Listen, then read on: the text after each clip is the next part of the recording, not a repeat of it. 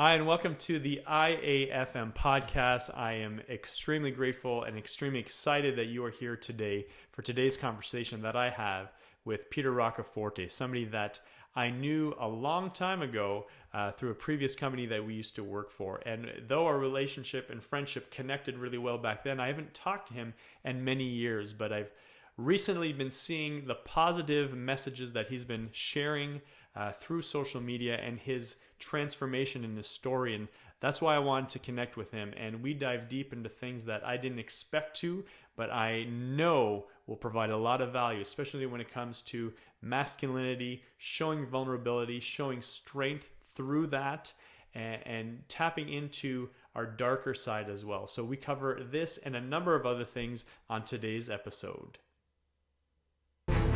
Hi, I'm Serge. I'm a husband, a father, a technical sales rep, and I'm also the founder and project developer of the IAFM League, a personal development league for men. And one of my missions is to give men the chance to have fun and challenge themselves while building consistency and growth in their lives. And this is my podcast. Here I'll speak with everyday men, just like you and me, to discuss their struggles, their successes, their passions, and desires to becoming the best version of themselves. So thanks for joining and welcome to the IAFM podcast.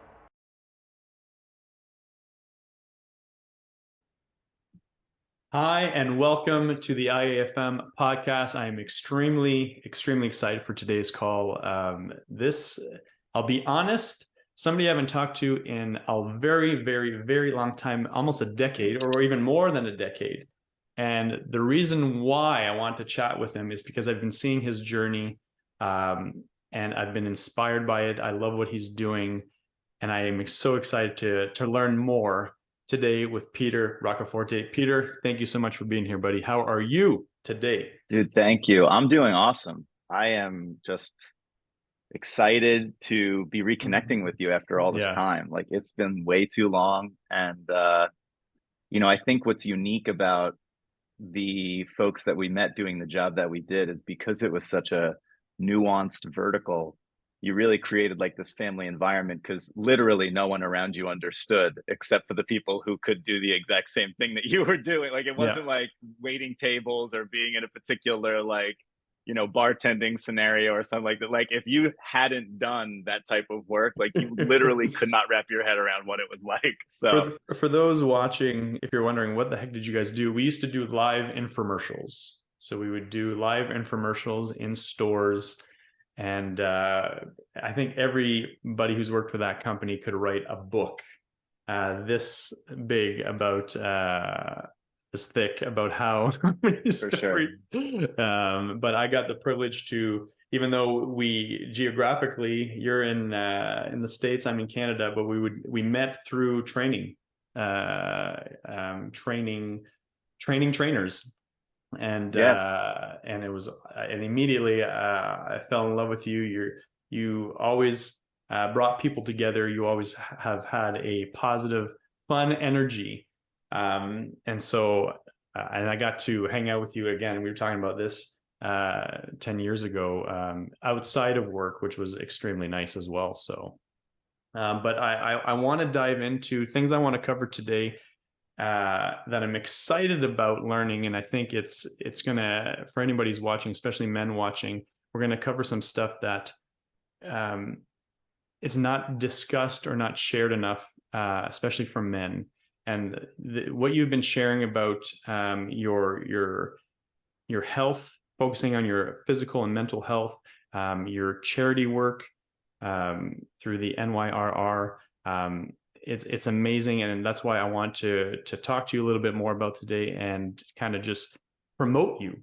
And that's why I selected you as the IAFM Man of the Month. This is a new thing that I'm starting to kind of promote men who are having a positive impact on other people and share their message. And so I want to get into that today. So I'm excited. So Sure. Well, I'm very honored to be here and very honored to be sharing this time with you. So thanks again. well, thank you. So when I think of the Peter that I knew 10 plus years ago, Like I said, this fun guy who, whenever we would get together, bring people together, have fun. There was just this high energy, always smiling. Um, but there was a bit of, I felt like, not that it was necessarily a show, but I felt like there was maybe something that we weren't seeing. That not necessarily, maybe you were trying to hide something, or you, but I was just like, I don't know if this is the Peter. Um, Hmm. um, and we can talk about that a little bit. Um, and now we're in a place where the energy I feel, and this is, just through social media, through your posts, it's a different type of light. It feels lighter. It feels like you've let go of a lot of things. So that's what I want to talk about today. So if you can share a little bit about kind of what's happened uh, from the Peter that I knew 10 years ago into who you are now, that would be amazing. And then we'll just riff like that. Sure, sure. So let's start at the beginning because I think that's even more Yeah. important. Yeah. I think outside of me individually, we can speak to everyone and say that we all grow up going through something. And whether it's big or small, it's certainly considered I'm going to use the word, and I hope you guys get my meaning when I say it, like trauma, just meaning that Yep. it's overwhelming for the brain and the brain has trouble processing it. And that can range everything from I forgot my grocery list and I feel overwhelmed, all the way through to the stuff that we would consider trauma, which is like abuse and, like Mm-hmm. things that are actually like devastating.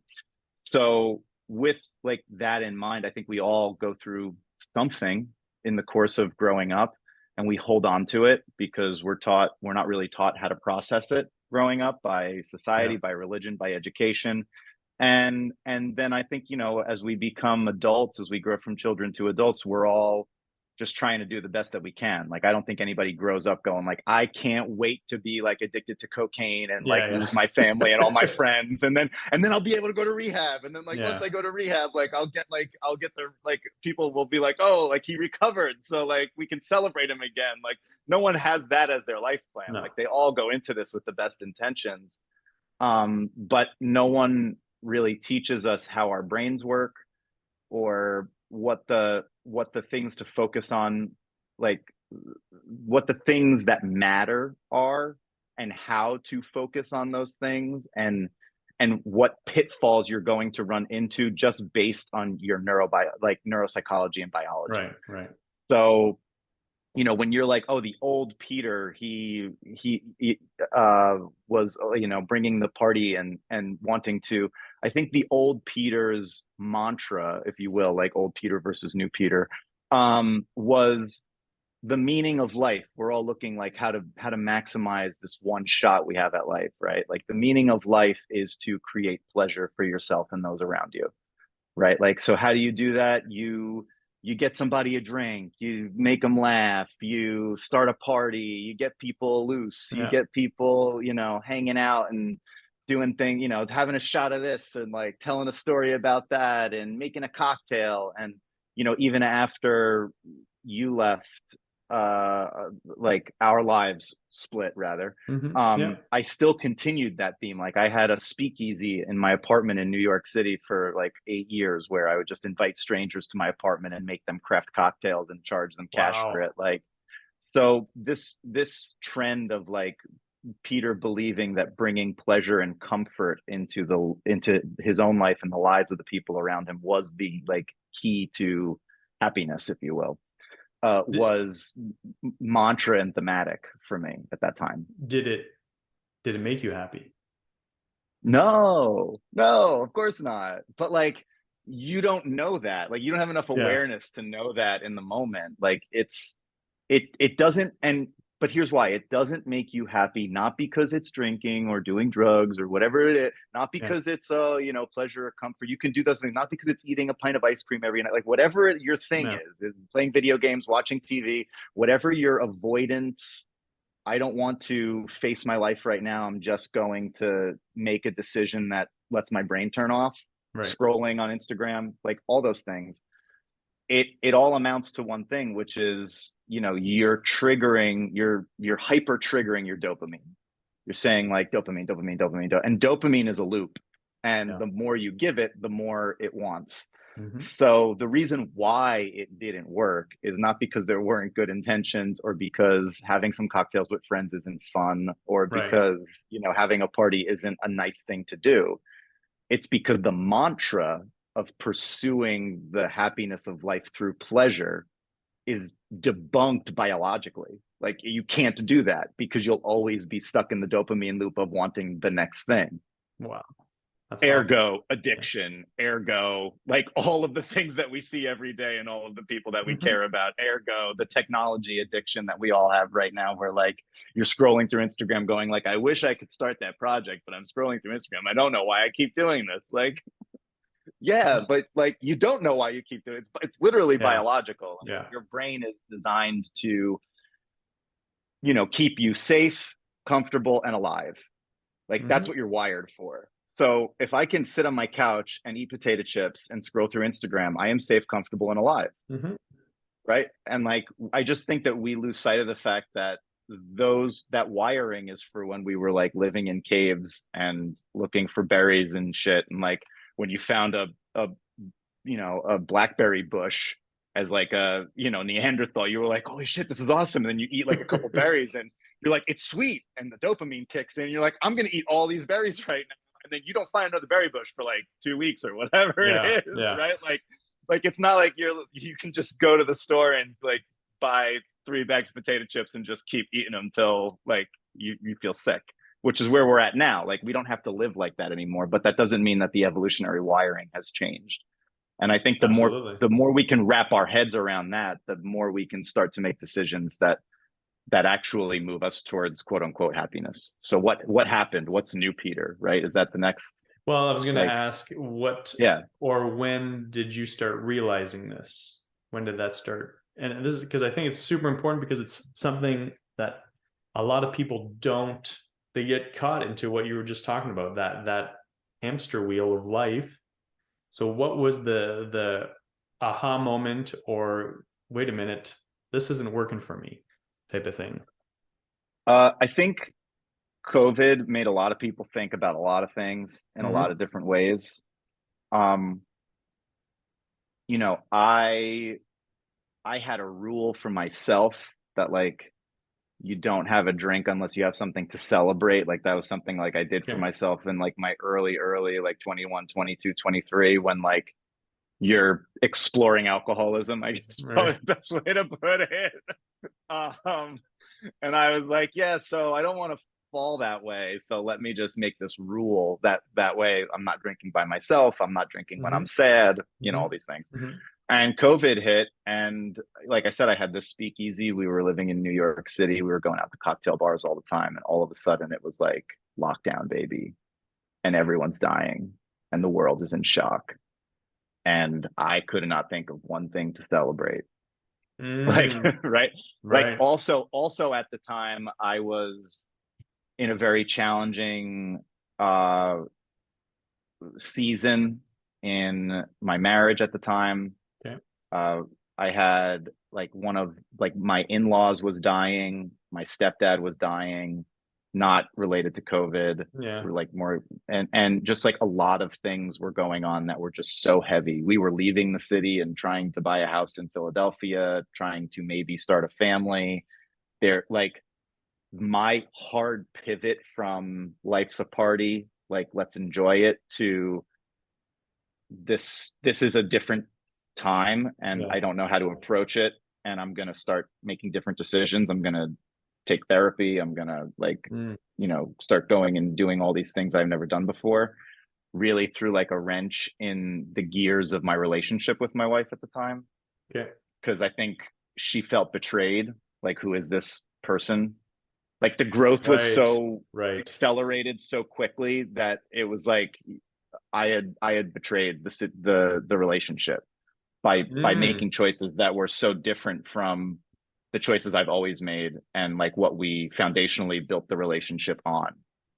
interesting. Um, So like me encouraging or suggesting or wanting or hoping um that similar decisions would be made as well on the other end was like an additional slap in the face, right? Like it just went from like bad to worse like so quickly. And we were living with her in-laws at the time because her father was really, really sick. Okay. um so what did I do when you're locked in the house and you're not allowed to leave and you're living in a house that you're not familiar with and your whole life's kind of falling apart and the whole world's falling apart around you? I said, I'm going for a run. And I had never ran before. I had Wow. never, it was the only thing you were allowed to do. Like you couldn't do anything else. I couldn't leave the house unless I said like I'm going for a run. That was the Yeah. only thing that was like legally allowed at that time. Wow. And I just would like run like a mile and a half to this lake, and I would sit by the lake for like 10 minutes and just like stare at the water, and then I'd run a mile and a half back. And I started doing that like every day, not for because I wanted to lose weight or because I wanted to exercise. I didn't understand any of that. I just Right. knew that I needed to get out of the house. And I started using this tagline like find your beach, hashtag find your Mm. beach, Mm-hmm. as on Instagram and in my own mind as like this, the first run I did was actually in my own hometown because, like I said, my stepdad was going through some stuff too. Mm-hmm. Uh, to the beach where I grew up, Okay. and it was the same type of thing. Like 2 miles out, I'm at the beach. 2 miles back, and this idea of like find your beach, like find your 10 minutes of peace per day, is really what it Amazing. translates to. Like Amazing. find like the spot in your day where you just get 5 to 10 minutes to just take a breath and be like another another beautiful day in the universe where I'm not dead yet. Mm-hmm. Like because Mm-hmm. it's coming at some point for everybody, Mm-hmm. right? Mm-hmm. Like that's the only thing that's guaranteed. Yeah. So, and being grateful for that and showing and having grace for that and being present for that. And like, another good thing about running is you don't really have like your phone on you, your stuff on you, like you're running. Like so Mm-hmm. like there's a lot of time to meditate and think. And Mm-hmm. so there's all Absolutely. these different components that I started to learn about it as I was doing it. And year one, I ran like 300 miles. And by year Wow. two, I started March of 2020 and I'd ran 300 miles that year. By year two, I had broken 1,000 miles for the year. Amazing. So Amazing. it just got like addictive. And the Mm-hmm. more I started to learn about why it was addictive, the better it got for me. Right. Um, I think the moral of the story, to go back to this old Pete, new Pete thing that you asked in the beginning, is that what I started to learn is that to put yourself through pain is really like one of the keys to happiness, like chosen pain. And Mm-hmm. now I have like all my friends are like, oh man, like, you know, how many miles did you run today? Like you're prepping for this marathon in New York. And I'm like, oh, I ran like 18 miles. And they're like, oh my God, I could never do that. And I'm like, yeah, you could run 18 miles. Just run 9 miles in one direction without any type of Uber or car or physical way to get back to your home. And I guarantee you could run 18 miles in a day, Yep. Yep. right? Like it's just this. And even when I hear that, like the oh, I could never do that, like my like it's like shocking my system now, because there's Mm-hmm. this, like, words are so powerful, and the way we speak to ourselves is so powerful, and we don't even think about it. Like I have so many friends that'll like, spill coffee on themselves or something so simple and be like, oh, I'm so stupid. I'm like, hey, don't talk to my friend like that. Like like what are you doing, man? That's Like you just awesome. spill coffee. Like it's Yeah. cool. Like you're good. You're Yeah. safe. You're fine. It's good. It's just coffee. That's amazing. So yeah, yeah. Well, I think what's important with what you said there, um, especially with that example of, oh, I'm so stupid. Um, people start believing it. Yes. Even that, just that little example of, oh, I spilled, or this always happens to me. I always, even if it's something stupid like spilling coffee, and then we start believing, we create this story about ourselves or other people, and then we get triggered, because of that for so many different reasons.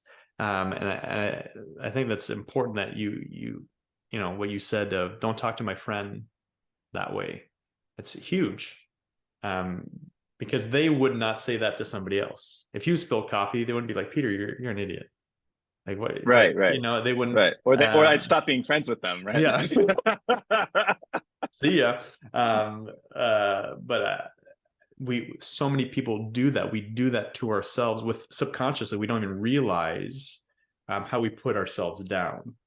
And I love that. That's something that you've discovered about yourself and discovered even, this awareness. I love the taking time in your day. We have so many. You're right. We have so many distractions going on, from whether it's social media, technology, work, family, uh, colleagues, whatever it may be, that we are not trained to disconnect and go, where am I at today? Why is that bothering me today? Why am I enjoying this? I think it's so powerful, and for you to have found it in a way that it wasn't okay. I'm going to get in shape. I'm going to go extra. I think that's something a lot of people don't realize, that the benefits of just any form of physical activity is, yeah, there are health benefits, but it's a huge mental shift I in think mental we health. would have I think we would have so many more, especially like our age, we would have so much more commitment to exercise if people were thoroughly educated on the mental health components Mm-hmm. of it. Because everybody runs around being like, I'm so stressed. I'm so this. I'm in low level fight or flight my entire life, like work and kids and this and that and blah. And I have no time to do it. Yeah. It's like, just sweat 30 minutes. Like, I Yeah. don't care when it happens. Just sweat 30 minutes a day. I don't care what you do. I don't care what you could do at Zumba class. You could do Peloton. You don't have to run. I don't care what you do. You go to the gym, do whatever makes your heart Yeah. sing. Yeah. Do jumping jacks, do jump rope, Yeah. just have a dance party by yourself. I don't give a shit what it is, but just sweat for 30 minutes a day, because the like myriad, and the definition of myriad is like 10,000 or more, and I mean it when I say it, the myriad of health benefits that come mentally Mm-hmm. from connecting your mind to your body and exercising and sweating for 30 minutes a day are so incredibly vast that it's like almost as if at this point I'm like, how can I not do it? Yeah. Like, how can I not make time for it? Like, Mm-hmm. if I know I have to be at work at 7:30, like I'll wake up at 5 Mm-hmm. to go and do it. And people are like, oh, you woke up at 5? And I'm like, yeah. And if I had to be at work at 6:30, I'd wake up at 4. Yeah. And if I had to be at work at 4:30, I would do it at midnight the night before to go to bed, because it's just that important. Like, you Mm-hmm. just have to figure out where in your day it goes, Yeah. because it's like drinking water. It's like, would you not eat today? Mm-hmm. Would you not drink water today? Like, would you not have your coffee today? Like, Yeah. whatever is your Yeah. ritual thing that you're like, I could never not do that in a day. Like, exercise has to go with that ritual thing, because it's literally that important to your life and your longevity and your happiness and your survival and everything. Yeah. Well, and I think, and I'm glad you're talking about this and bringing this up, because I think for men especially, and also women, but for men, we see exercise. I think in general, people see exercise as um, it's an effort. Yes, it is an effort, but it's like you mentioned, people create excuses for it. Oh, I don't have the time. I can't do, I've got kids, blah, blah, blah, blah. Um, it's got to be a lifestyle. It's got to be part of your lifestyle for it to work. We see for men like, oh, get ripped, get 6-pack abs, get the Hollywood star body. And for women, it could be a number of different things as well. So it's like I have to exercise to just attain something physically. And then when it's like, oh shit, this is very difficult, or this can be very challenging. And it might not be something that I'm passionate about doing. Like you mentioned, find something that you love to do. It might not be running, it might not be swimming, it might not be CrossFit or whatever. but find something that you enjoy, but just do it and make it part of your lifestyle. And I think people block themselves so much when it comes to that, because it's like, well, it will take effort. You're probably wasting more effort not doing it. You know. Well, also you just said something really interesting. Like it will take effort. Yes, it will. And you are wired to step away from that effort. So Mm-hmm. I think the awareness of how your brain and body works is a really important part of this. Because if you're just like, I wish I could be more motivated to do X, like that's never going to come. Yeah. Like you're never going to be more motivated to do X because your body wants to keep you safe, comfortable, and alive. And the easiest way to keep you safe, comfortable, and alive is to sit on a couch, eat potato chips, and watch Netflix, because that is a pattern that you're used to. You're Mm-hmm. very comfortable doing it. You're super safe there and Yeah. you stay alive. And Mm-hmm. that's what your brain is going to tell you to do. So all of these choices do require not only additional effort, but the awareness around the fact that subconsciously you're being pushed in the opposite direction and that you have to kind of go Mm-hmm. upstream a little bit Yeah. and choose discomfort, choose something that is challenging, choose something that is painful, and then your body starts getting used to that and making that its pattern and making that rote. And before you know it, you're like, I'm going to go for an 18-mile run today, and your body's like, all right, just make sure you bring your goose because I don't want to like crap out in the middle. And it's like a shoulder shrug, Yeah. but it's not because you're some sort of special somebody. It's Mm-hmm. just because you did it enough times over and over and over again that your brain said, okay, this is now a rote pattern. Yeah. I understand like the benefits of it, and most importantly, I understand that it is safe and comfortable for us, and that it will not kill us. Right. All the way up to a marathon, Mm-hmm. right? Like, Yeah. Yeah. No, I think that's because you're spot on. Because we, example, running a marathon, you see like, okay, I have to run 26 miles. Oh God, I've never done this before. How am I going to do this? There's a lot of that. So we start creating these stories of how this won't work, how this can't work, as opposed to the first step is I just have to walk outside. I have to get running shoes and I have to just go outside. And if I just run to the corner, that's all I do today. And then the next time I run to 2 streets from here. And then all of a sudden, oh shit, I just ran half a mile. I've never done, and then yeah, I ran a mile, and then it becomes, like you said, it just becomes who you are, and it becomes that shoulder shrug of, and as you mentioned, I think this is so important. It's like you it now becomes, this is how I survive. This is how bingo. this is how I you know because when you started doing it, you didn't necessarily think of you probably knew that there were health benefits, but you're just like, I just need to get out. I need to get away. And then you discovered Yeah, like, oh, wait, how have I never done this before? Why didn't I do this before? I want more of this. That's bingo. amazing. It's amazing. And you say something really interesting there about like you just have to put your shoes on, you just have to do this, it's just like the most important next step, like the mins. um and I really think that that's such an important thing, because so many people have the best intentions and then they tell themselves things that I would say, don't talk to my friend like that, like I can't do Mm-hmm. this or I can't do that. And last year I ran my first marathon in Philadelphia. um and when you're prepping to run a marathon, like you talk about running your marathon just all the time. That's like part of running a marathon, is you spend like this whole 7 months beforehand like talking about Okay. nothing but your marathon that you're going to run. So I was talking to a friend about it like 6 months out, and he's like, oh, I'll run it with you. Like never ran before, like hates running, like usually just like drinks belligerently beer and whiskey until like all throughout the day.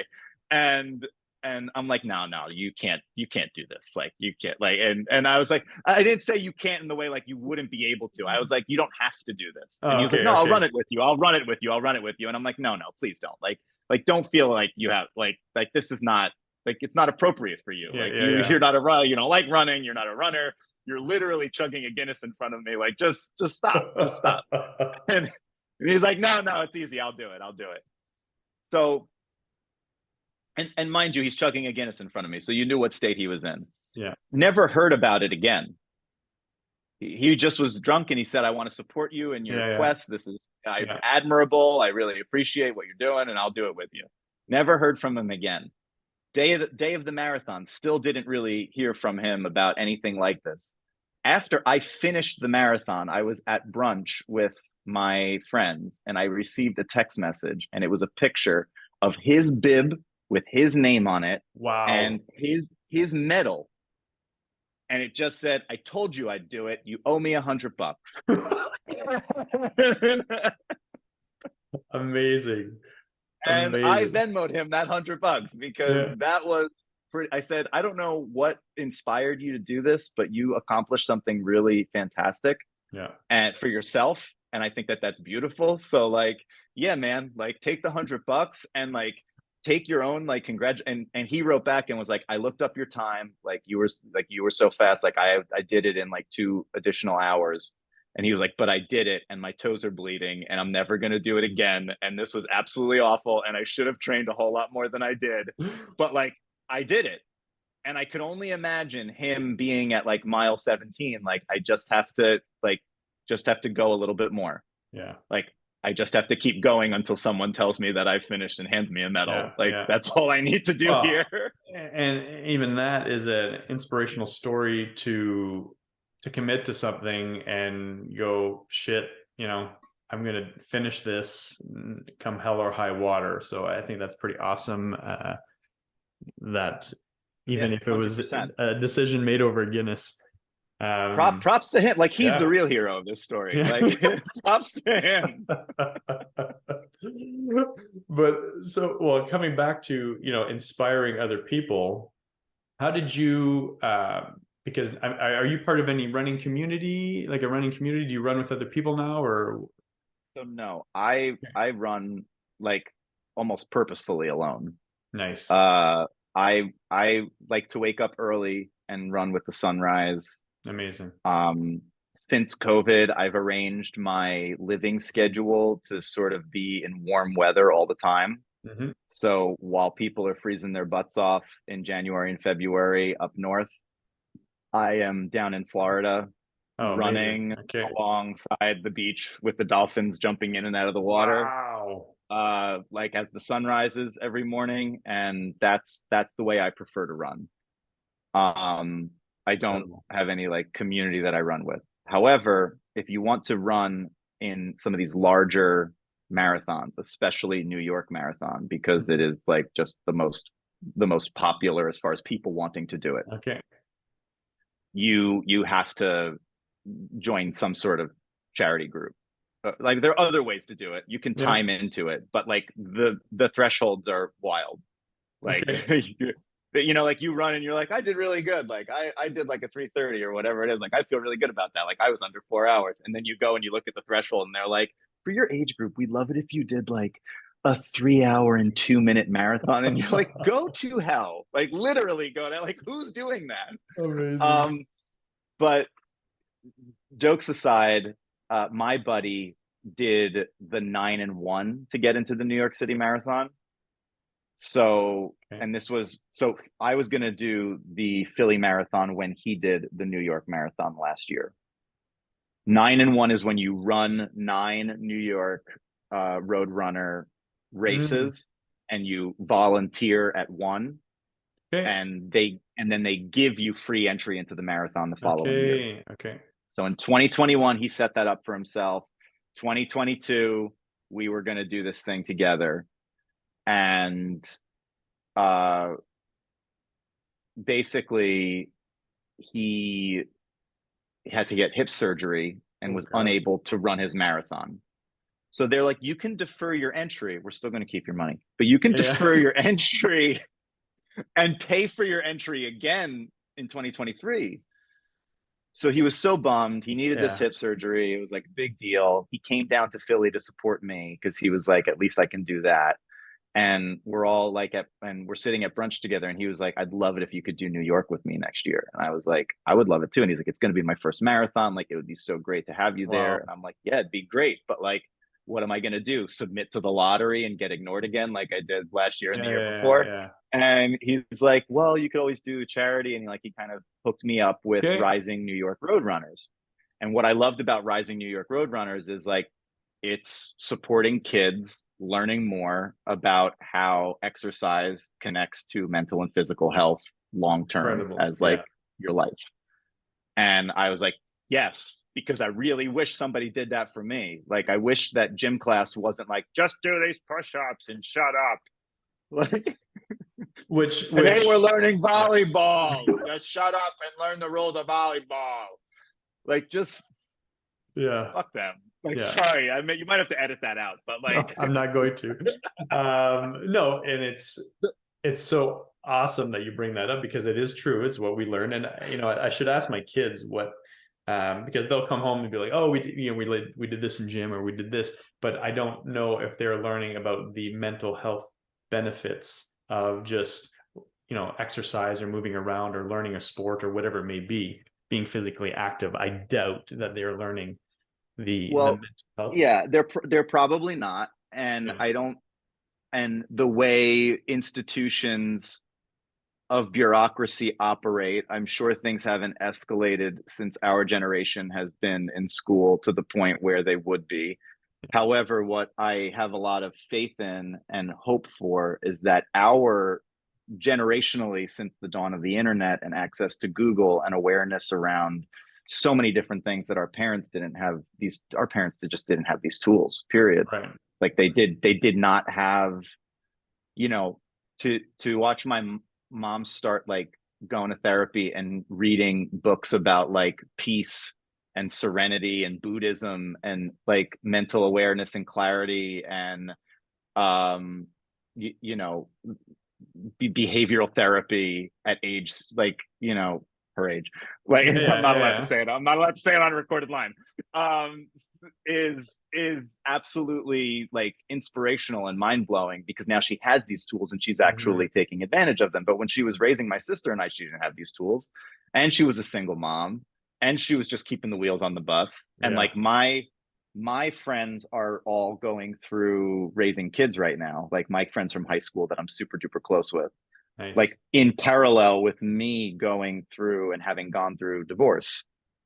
And we look at each other and we're like, your mom went through both of these things at the exact same time. And I'm like, that's like, I how is she still Yeah. standing today? Like, this Yeah. is absolute. So our parents did the absolute best that they could with the tools that they had. And I Yeah. think that is the most healthy way to look at the situation. And now we have the opportunity to do the best with the tools that we have. So like now you have the opportunity to go and sit with your children and say, hey, you might be doing this in gym class and it might be a fun game or whatever. But like, what's even better than that is the fact that when you're exercising, it reduces your stress level. You'll be more focused at school. You'll be Hmm. able to do your classwork easier. Like, you Yeah. won't be as emotional. You won't get as angry if something upsets you. You won't be triggered as easily if something is hurting you. Like, there's all these different things that are going to like level you out and like put you in a good place.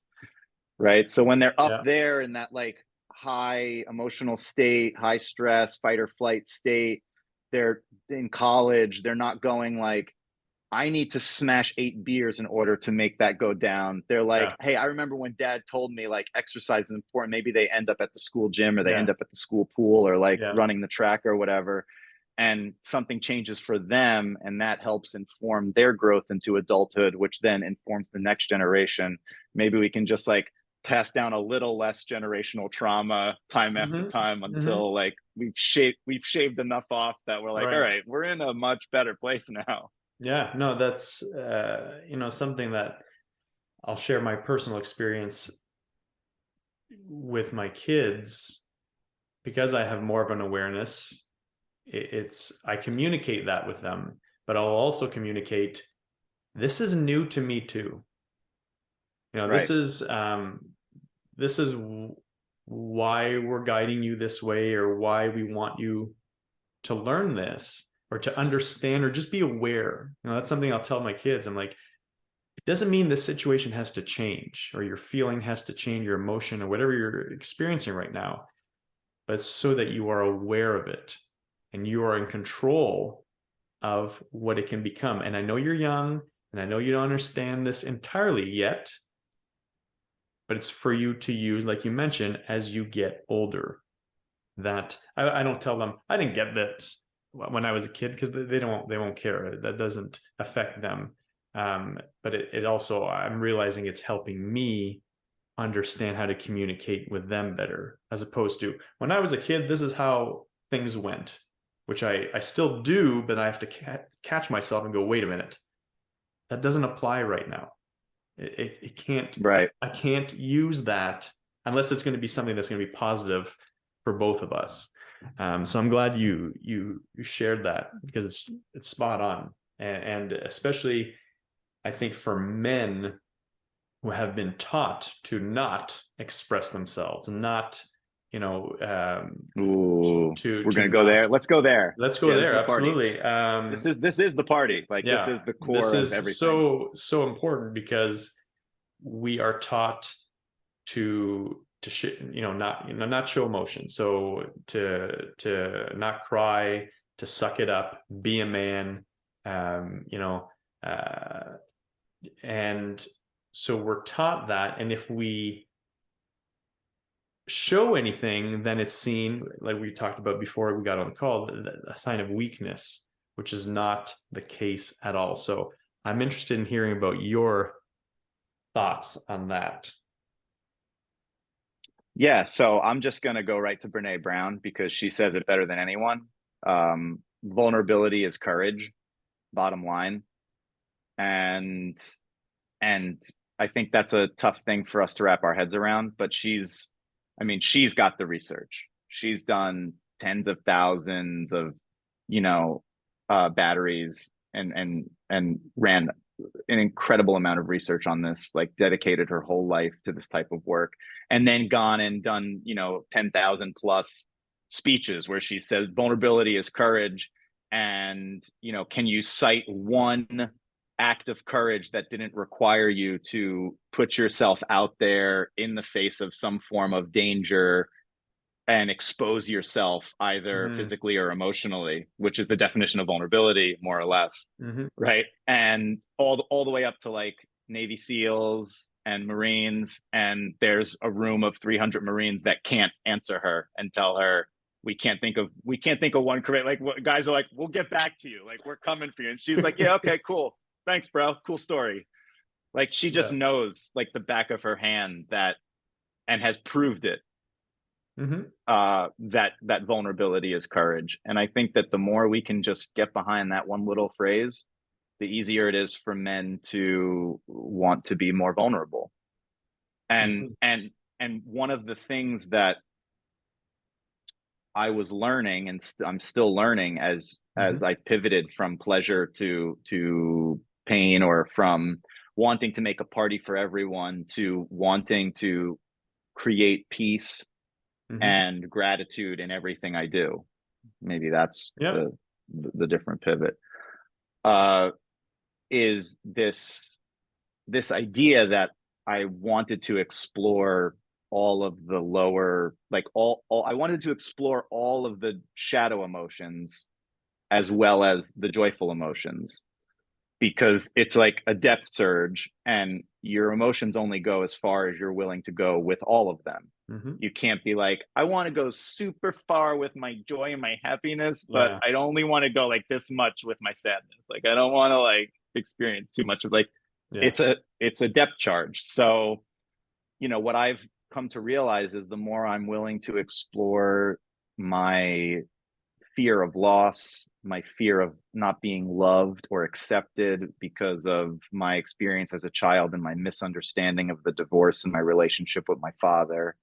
Mm-hmm. And, I actually, like, in the course of this time, these 10 years since we've spoken, Yeah. wrote a play about it and produced Amazing. it off Wow. Broadway. It was like a one-man show Okay. that was me playing me Mm-hmm. and all the people in my life, my mom, my dad, everybody, written by me, produced by me, off Broadway, autobiographically telling the tale of how I experienced the divorce That And must have it been was so healing. Was it? Was it healing, or it was it it scary, or was it? so it was healing. It was healing, and it was scary. It Hmm. was all the things. Hmm. And I'm not sure why I did it, except for the fact that like a little voice said, Yeah. just do Yeah. it. And I was like, okay, sure, why not? Yeah. Uh, what was interestingly even more healing was, so I made DVDs. I did a Kickstarter fundraiser. I made DVDs of it, sent it to everybody, and then sent one like lone DVD to my father and Okay. was like, I didn't invite you to this. I didn't want you to be in the room. This is basically my like adult response to what happened the last 30 years. And like, you can do what you want with it. So then we smash cut to 5 years later, 6 years later Hmm. from the production of that Hmm. piece. And I'm in the midst of my own divorce. Hmm.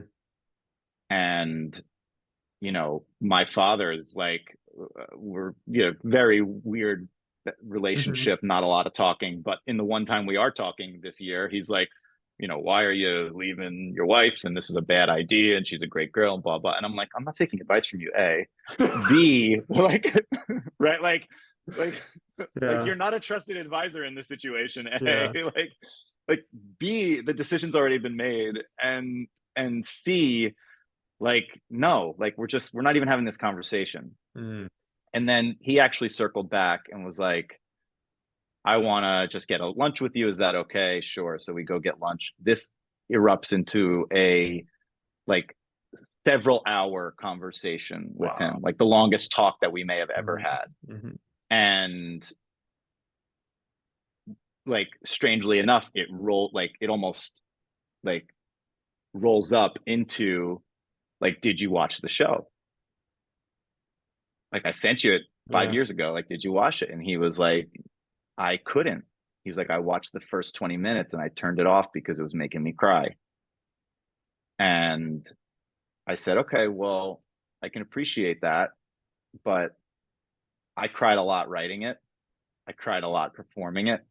And like, sorry, man, like I dumped hours and hours and hours into this project, and you can take the 65 minutes to watch it once Right.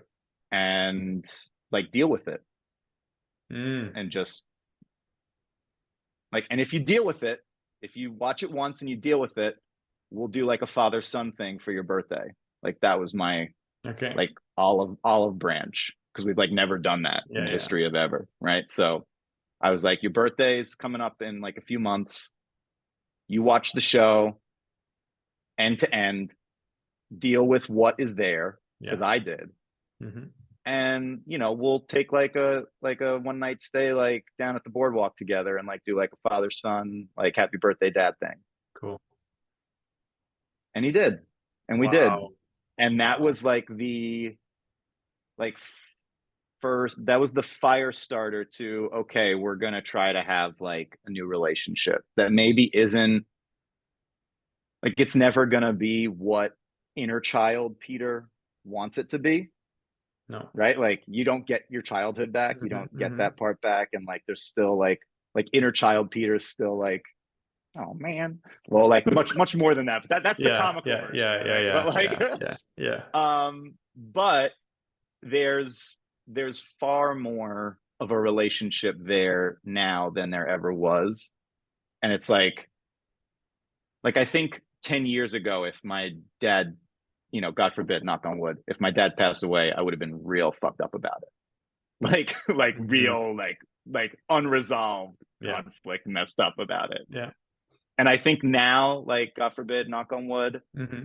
I would be like, okay, like the story has like some sort of closure that I can be at Yeah. peace with, Yeah. at this point in our relationship together. So yeah, man, I guess that just circles back around to vulnerability is courage and Hmm. power and strength. Hmm. And if you're willing to, step into those places that make you uncomfortable or make you feel unsafe, then like you're courageous. That's like what vulnerability is, Yeah. right? Like, Yeah. And I mean, thank you for sharing that. That's amazing. It's powerful because what I love about that is you expressing how you feel, and going through that pain. Like you said, I cried a lot. It wasn't uh pleasurable. But then to come after that and go, okay, didn't kill me. I can, I'm still going. And what I love the most about that is the impact it's having on your father and your relationship. Because you could have Yeah. chosen, you know what, I'm not going to send this to him, or I'm not going to bring this up. I don't. And because for him, and I'm sure you realize this, it's stepping out of his major comfort zone to not only start watching this, but to express to you how he felt watching it, is vulnerable, and as a result, Yep. courageous.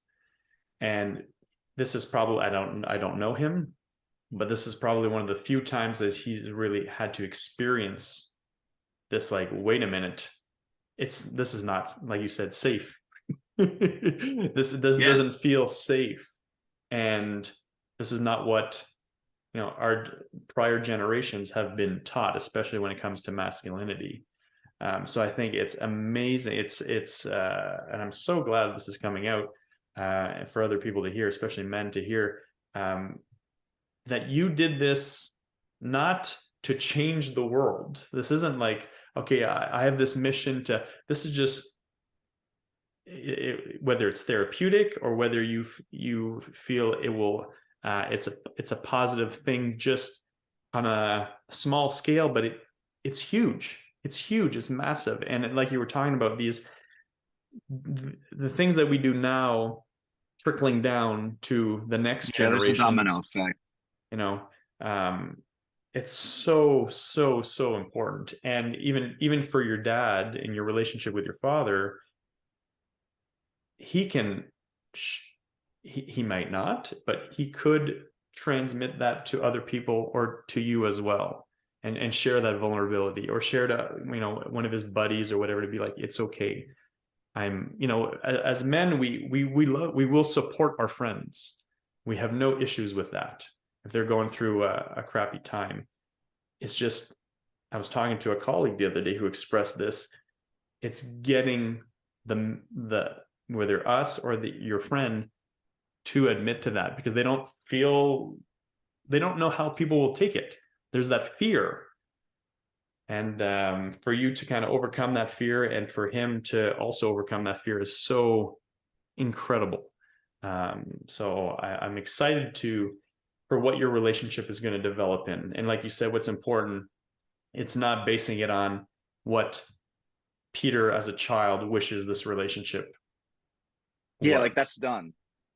And it's not to say that it can't be something beautiful and amazing, and powerful.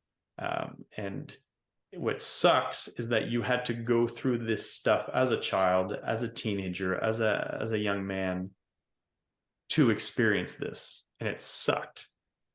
And but now you're experiencing something that you probably wouldn't have experienced if he was there. So, Yes. Yes. And I think that we also have to be careful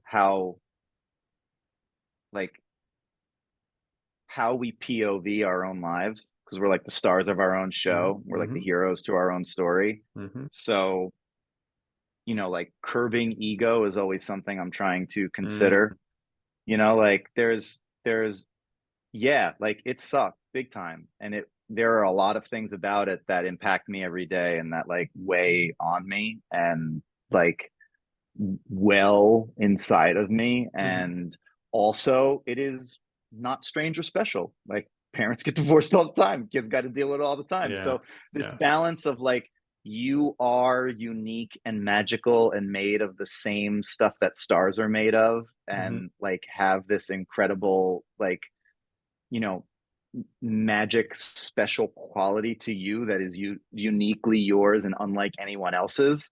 And also, you are very unimportant and just a speck on the dust in the world. And like, both of them at the same time, because if you Yeah. get too far behind one, you start to go like ego. You start to be Mm-hmm. like, oh well, I deserve this and I need that, and like this is my Yeah. da, da, da, da. And if you Yeah. go too far in the other, then you're not acknowledging your worth, and you start to not be able to create swimming lanes for self-love Yeah. and self-care and boundaries. Mm, mm-hmm. Mm-hmm. And Well, so what I love, I mean, that's the whole idea of the ego. That's spot on because I think we can get caught up in our own story, like you said, and we forget other people's story. We forget they're reacting this way or they did this because they were going through something or they were reacting to something that they were going through and they didn't necessarily know how to deal with it. They didn't have the tool. Like you brought the example of your mom learning all these things now that she didn't have the tools back then, and somehow, some way, she did it. Um, but she also did it with what she had, and at this point, we're doing with what we have. That's what we're. So it's when we are aware of, oh shit, I didn't know they were going through that, or even if they were going through that, it may be not a big deal to me, but it was a big deal to them, and doesn't mean it makes it right or wrong. It's just that's what it was for them. So I think that's when it comes to ego and you curbing it, I think that's so powerful, especially um, realizing this at this point in your life. I think it's incredible. I think it's incredible, and that you get to share that with people is phenomenal. So I appreciate that insight and those stories, those personal experiences, because it's like you said, the stardust that we're magical, but so many other people are going through this as well. And you sharing your yeah, story, you're made of magical stardust, yeah, and so is everybody else. yeah, yeah. And so the people that will hear your story and what you've gone through can go, oh, I can relate to that, but I don't know how to. I can relate to that, but I haven't figured out how to be like Peter or what he went. I don't know how to attain that, and so you sharing what you're doing, even, and it's so simple. And when it comes to running, you just get out and you just move. But like you said, the myriad of benefits is just goes on and on and on and on, and it doesn't have somebody who it doesn't have to be running, like you said. It can be something else, but find something that you can commit to, fits your lifestyle. I mean, that 30 minutes, that's part of the IFM league. One of the daily actions is 30 minutes of physical activity, not to, oh, I want to, burn some calories or build muscle. It has to do with what you're talking about disconnecting and the mental growth and the mental health, and especially with running, you're outside, you're breathing, Yeah. a different type of air. And I walk my dog and try to do it early in the morning as well. And it's a great way to start the day.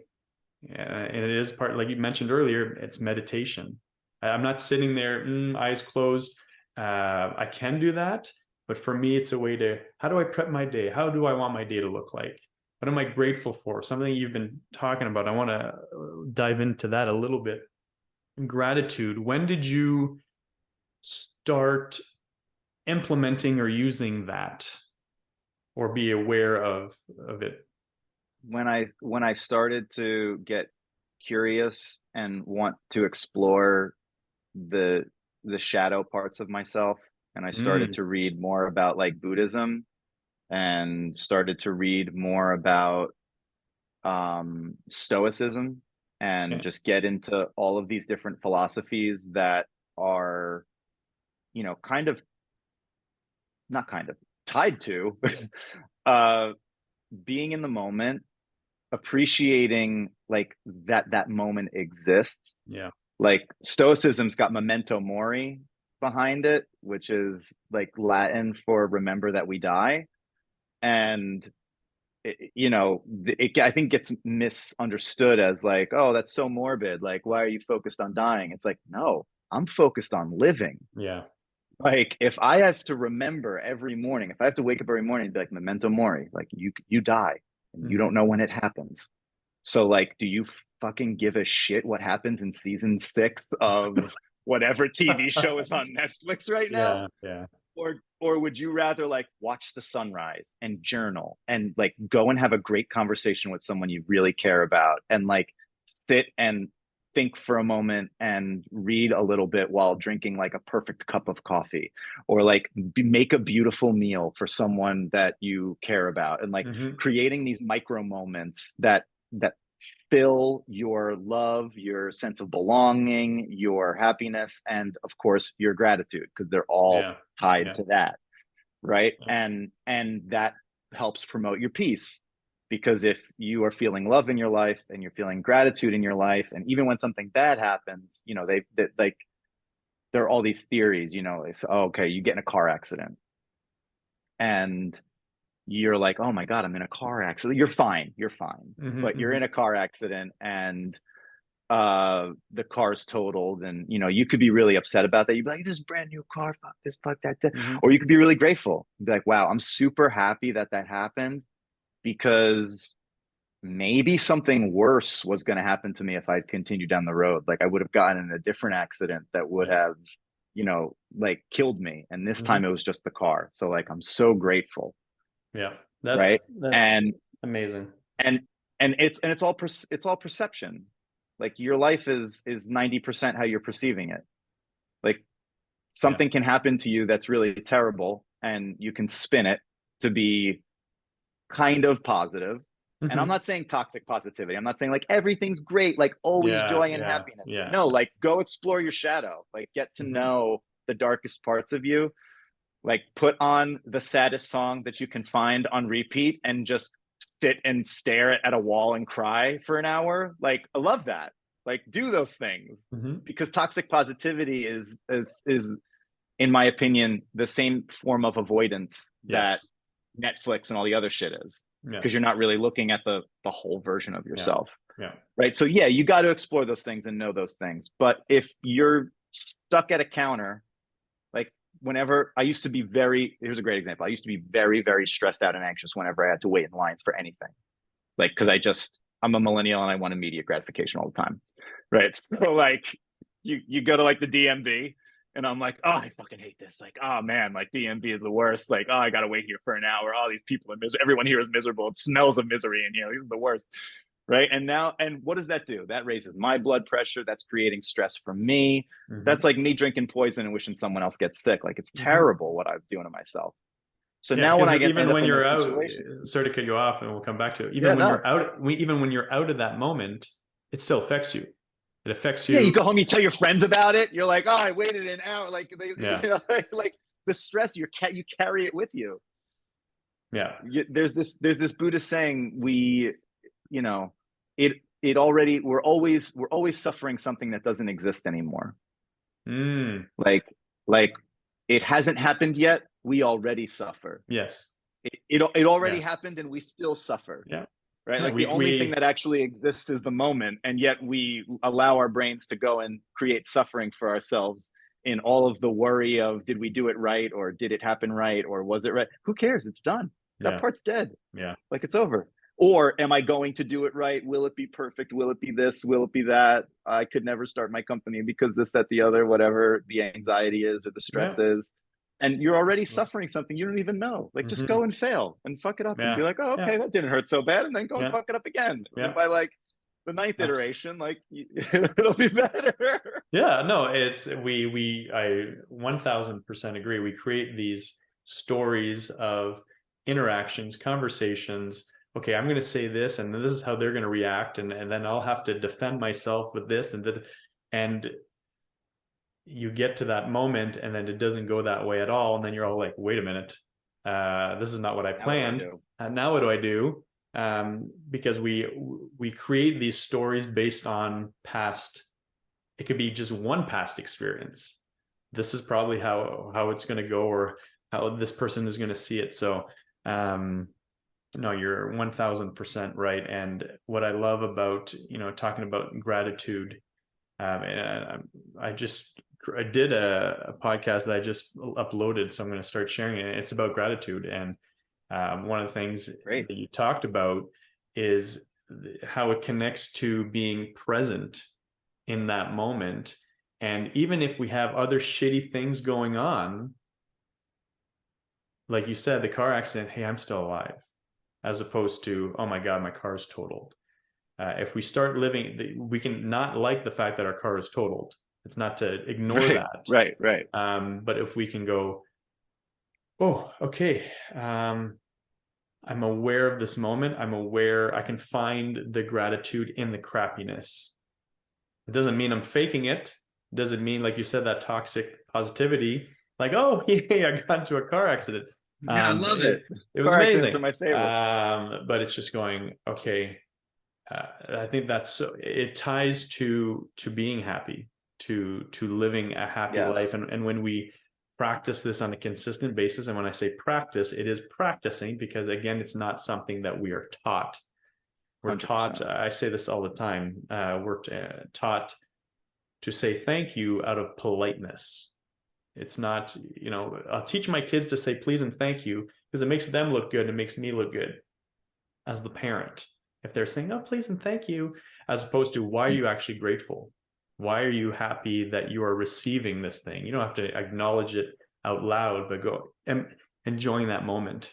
And when we start doing that, all those little moments, like you said, fill you up.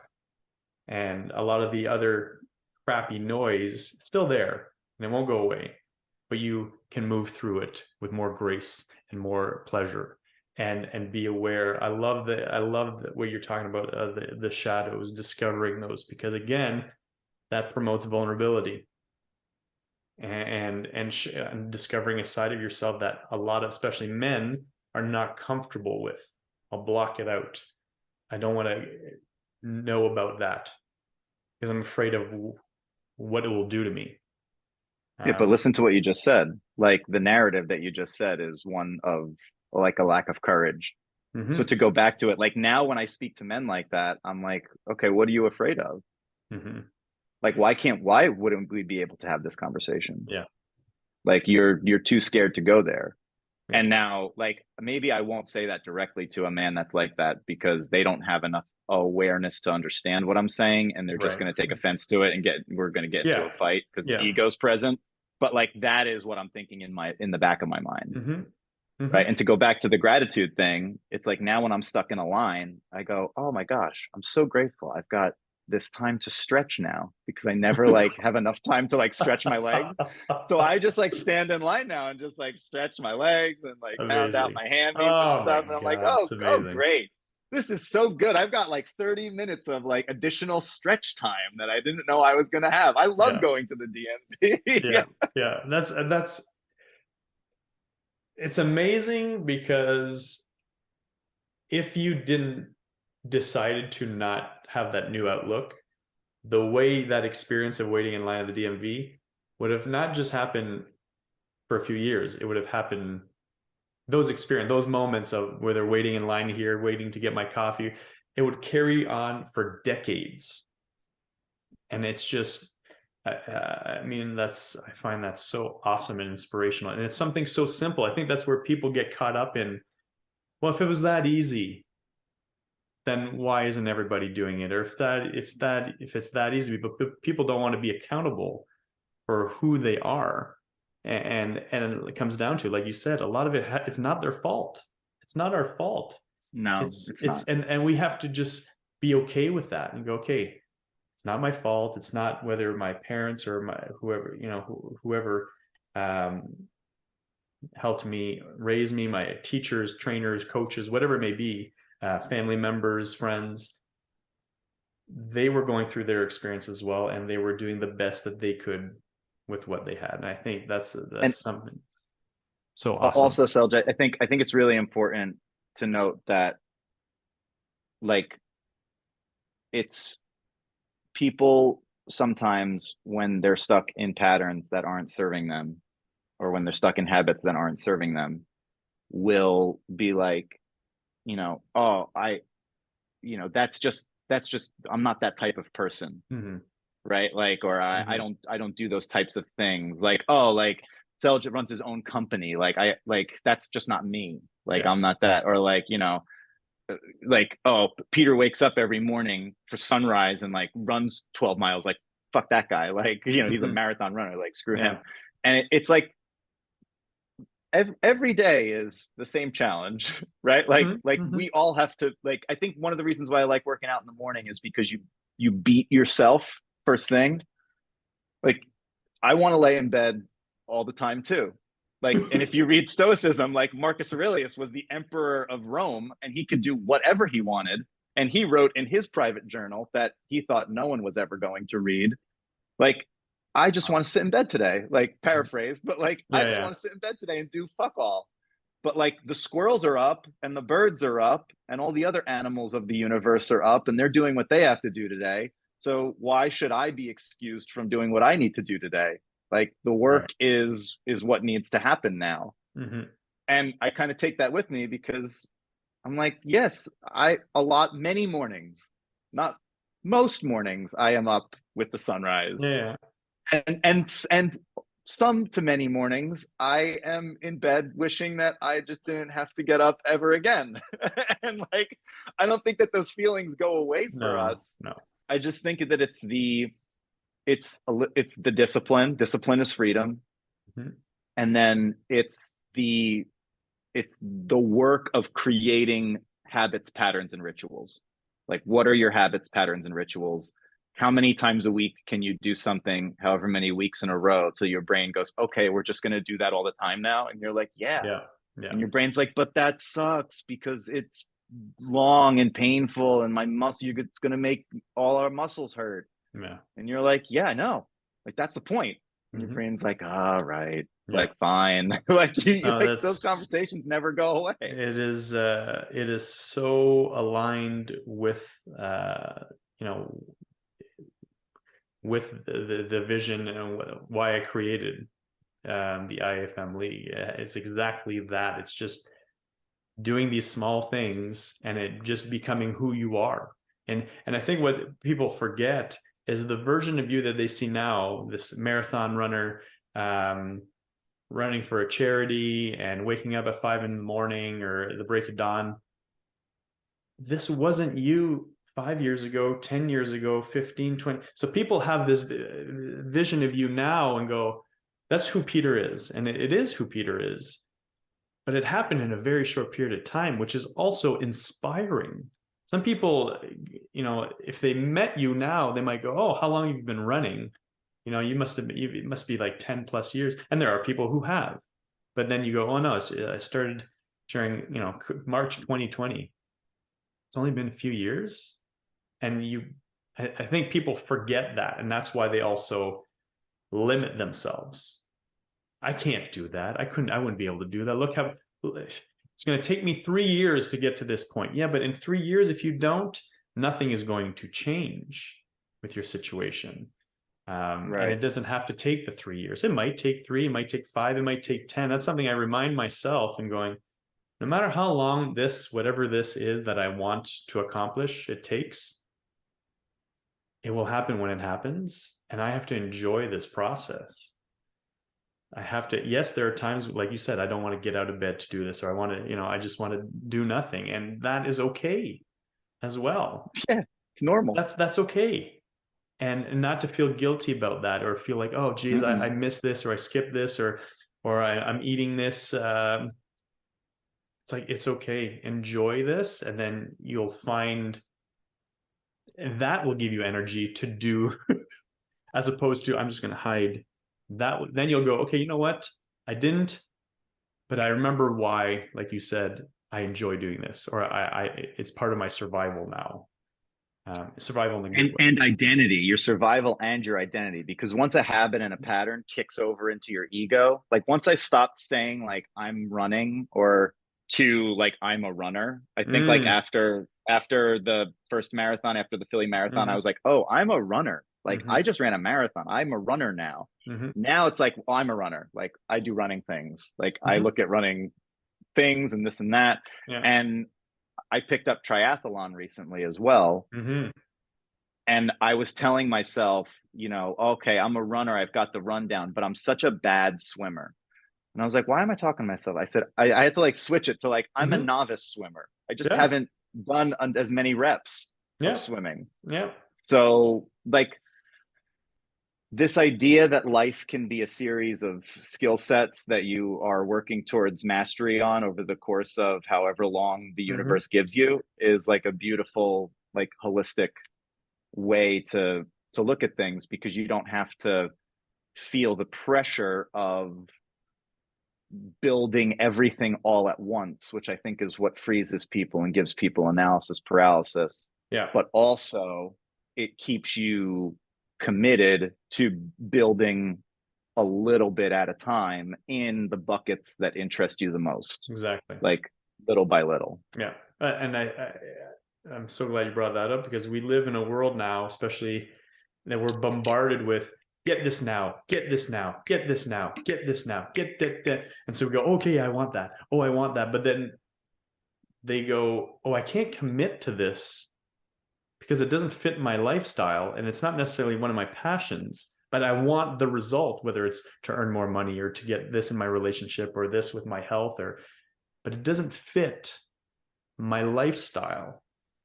So if I want this to happen, I'm going to have to make some changes or find a different avenue that does fit my lifestyle to attain those things. And doing it incrementally, that's the thing we're bombarded with.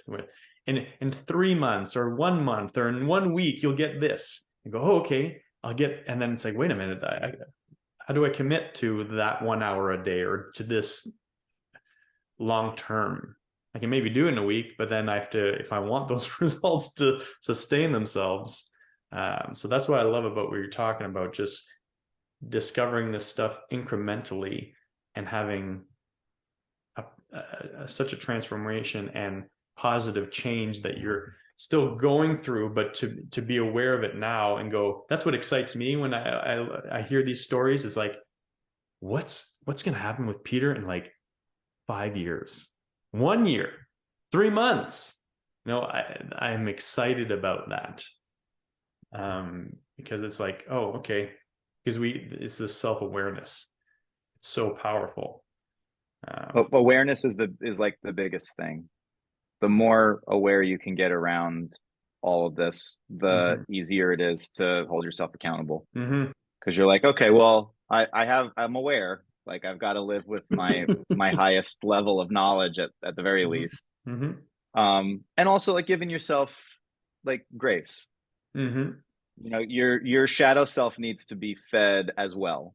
I mm-hmm. won't say as much as the version of yourself that you're growing into wanting to be, but like, you still, like, I just got back from spending some time in Sicily visiting with family, Yeah. and it was like, oh, how many miles did you run while you were out there? Like, you were there for a few months. And I was like, yeah, I ran like 500 miles. Like, it was a lot of work. And I was like, however, I also ate like over 120 ice creams. So, like, you know what I mean? And like, I don't feel bad about that at all, by the way. Like, I feel really good about it. Like, Nice. but Nice. but like, I guess it's all about balance and Yes. allowing yourself to not mess up, to do what would normally create guilt and shame without guilt and shame, Mm-hmm. while staying focused and committed to creating an identity that pushes you in a direction of growth and trajectory that Mm. you truly want for your life. Yeah. Yeah. So I mean, you cited different quotes and authors. So what are some of the ways that and has this been a more recent thing, or has this been something that you've been doing for a number of years, but through your personal growth and development, what are some of the practices other than running that you do? So all of this transformation started around the same time. I Okay. just kept like layering it in. Mm-hmm. And reading is one of them. Young Mm-hmm. Pueblo is an incredible author, poet. that I follow on Instagram. I basically curated my Instagram to just be like inspiration and Awesome. motivation for like this type of stuff. Cause I was like, all right, if I'm going to scroll, which I know I'm going to do, at least I'll be reading stuff that is inspiring and that like kind of pushes me in the right direction. And sometimes you're scrolling and it'll say like, it'll be like some post from someone who's trying to help you motivate yourself to go work out more, build a Yeah, business or yeah. whatever. And they're like, stop throwing away your life with scrolling, like go and like do this other thing that's like, going to put you in the moment and make you feel grateful for everything that you have while you're like actively doing something important.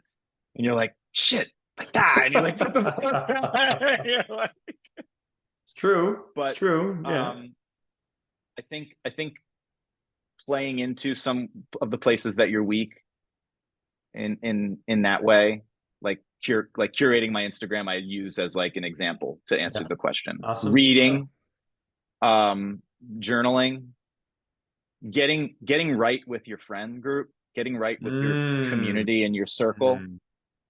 Like I have spent more time and learned more about my dearest friends and the people I care about in the last 3 years than in the 20 before Yeah. that we were Yeah. friends. Yeah. And I think it's because the narrative switched from like, what kind of drink do you want me to make you? And let's like all party and like kind of have that on a loop repeat with the Yeah. same 10 conversations, to like, well, now I'm super curious about myself and what I want out of this life and where my shadows are and what my, the shit I carry and what's in my like closet and luggage and all that stuff. And I was like, but I don't know anything about like Yeah. what their shit is. And then Mhm. I'll be like, yo, so like just low key, like, we'll start easy. Like, what about like this? Like, what's in the carry on? Like, just show me Yeah. like Yeah. some of the baggage. No, it's And my that's friends will be oh like, oh good. shit, like we're gonna talk about the carry on. Like, oh, okay. Like I didn't even know we were allowed to do that. But you've got 20 years of friendship with them. So you've already got like the rapport and all the Yeah. stuff is there. And it's incredible. Like Hmm. the types of conversations I've had, the very grateful opportunity to have with people that I care so deeply about. And I think that that's part of the process is getting straight with the people you care about in your Yeah. life, Yeah. and also That's getting straight with it from the perspective of like priority relationships. Like I think mm. I Mhm. deprioritized my relationship with my sister for a while. So Okay. I'm like, she's my sister. We're best friends. We love each other. Yeah. And I woke, and then like as I started to get curious about this work, I was like, she's my sister. We're best friends. We love each other. I barely know anything about her. What am I doing? Like, what am I actually doing? Yeah. So you got to like kick a hard U-turn and go back and refigure all that stuff Yeah. out. And there's beauty in that. There's like a lot of joy in the Absolutely. rediscovery of that and the prioritization of that. So those That's are that's awesome. That's those are and some of the ways that I would say I angle towards what you asked. yeah, I love your because that you're right. We take for granted the relationships that we have, whether it's family or friends or um, because a lot of this that is circumstantial. She's my sister. So yeah, we grew up in the same house and we, experienced a lot of the same things. You were in my class in high school and we had some similar interests. So that's how we became friends and we played video games and we went to parties together and that's how we became friends. And, um, but it's not knowing like who they actually are. Um, and sometimes it's, people will show what they won't think other people want to see. So when you genuinely show an interest in somebody, going, hey, tell me more about this, tell me more about that. Whether it can be work related, it can be passion related. Whether it's like, oh, I see, I know you, I see you like to run, so tell me more about that, how that gets there. When you start doing that, people trust you more because they go, wait a minute, this is not normal, which is unfortunate when people show genuine interest. So I love that you share that because it's so important and it's so simple in strengthening the again, like you mentioned, the most important relationships in our lives that we just take for granted and we don't, it's like, oh, I didn't know that about you. And like, that's awesome, because then it doesn't become a superficial thing of, well, this is just who we are and we're friends. It's, wow, there's a deeper connection, and trust, and love. That's something that I've started sharing in the past few years, expressing to my friends, I love you. We didn't do that. We didn't say that, even though we might have thought that. We just took it for granted. But it's like, hey, I love you, buddy. I appreciate you, and to actually communicate that. And that's something I'm trying to do with my kids, so that I tell them that every day, so that they get used to it. So it's just like the norm. But I love that you share that, and that's awesome.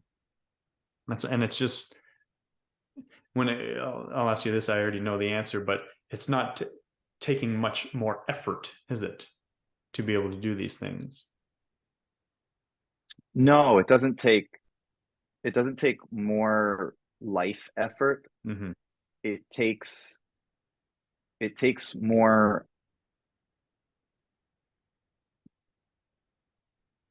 it doesn't take more effort now, but the work that you have to do with yourself is necessary in order for it to be effortless in the moments that follow. Yeah. Like if I didn't care about awareness or curiosity within myself, if I didn't go inward at all, Mm-hmm. I wouldn't give a shit about my friends' inward lives, because I wouldn't have had that self discovery of like, oh Yeah. my God, like not only do I have this, but like everybody has this. So, and same with the shadow, and same with Mm-hmm. the trauma, and same with the pain, and same with the joy and the happiness and the gratitude, and same with all the things. Yeah. So, like I said about the depth charge, like if you're not willing to go there with yourself, it's impossible to go there with anyone else. And that applies to like Yeah. all the whole layer, like Yeah. everything, the entire epidermis. Wow. Wow. I think that is the best way to finish this call. That was, Wow. I love it. So Thank thank you. you so much for Oh having me. my This was so gosh. fun. This was incredible. And I hope we could do this again, because there's, just, we've Yeah, we could have tip of the talked all test. day. We could have. So we'll plan to do this another time. But Peter, I appreciate it immensely. Thank you so much. I'm going to put in the comments on the YouTube page where to find you, on Instagram, on Facebook.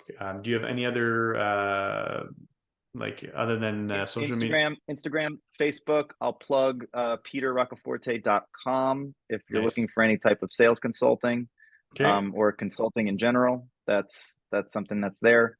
And yeah, if you like seeing pictures of sunrises, follow Peter Roccaforte I love it. Instagram. That's You're gonna get a lot of sunrises, a lot of Amazing. birds flying, a lot of a lot of wildlife. Beautiful. I love it. We need more of that. So thank you so much, buddy. I'll put that in the comment. And for everybody else that's Thanks so much. watching, thank you so much for tuning in. This conversation, I didn't know what to expect from it, but it does not surprise me the amount of value and positive, uh, just positivity that came out of this. I'm so excited for you, Peter. And thank you so much. So for everybody else Thanks, out brother. there, sending you positive health, wealth, love, happiness, because you deserve it. Thank you so much. What an incredible conversation with Peter. I want to thank you so much for tuning in and hearing his story. It's so inspiring, and I'm so glad that he shared personal experience that he's gone through to make such a profound change in his life, and ultimately a profound change in other people's lives as well. So I will share in the comments section, in the description of the video, where you can find Peter on social media online. So thank you very much for tuning in, and we will see you soon.